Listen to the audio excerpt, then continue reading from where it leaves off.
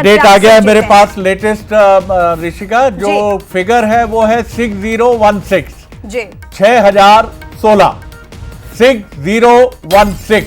तो ये final update है जो इलेक्शन कमीशन ने डिक्लेयर किया है।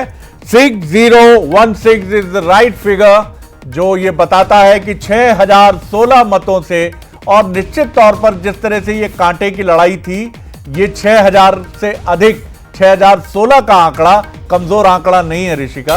ये आंकड़ा अगर 500 होता, ये आंकड़ा अगर 1000 होता, ये आंकड़ा अगर 1500 भी होता, तब भी हम कहते कांटे की लड़ाई है। लेकिन 6000 इज मतलब जिसे मैं कहता हूं कि एक सेटिस्फैक्टरी मार्जिन है कांग्रेस के लिए कि उसने ठीक ठाक मतों से यहां पर जीत हासिल की है।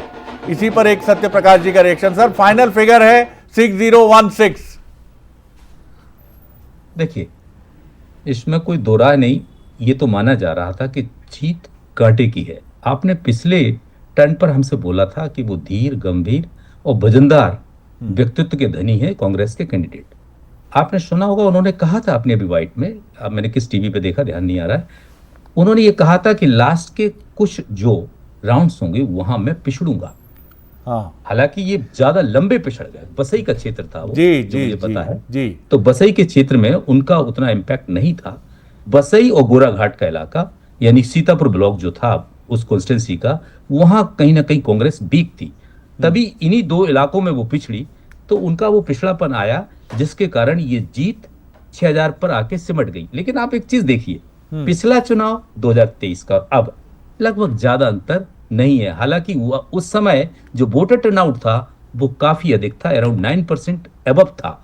तो कहा यह जा सकता है कि कांग्रेस ने अपने गढ़ को वहां रिटेन किया है, सबसे बड़ी चीज।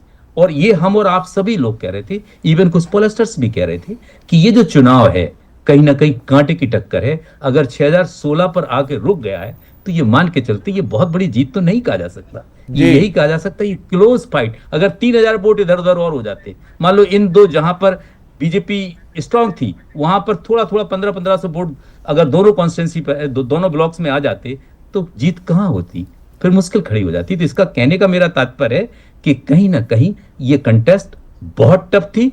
ये नहीं कहा जा सकता कि बीजेपी वहां लूजली चुनाव लड़ी, वहां स्ट्रांगली उसने चुनाव लड़ा, क्योंकि वो हालातों को समझते थे।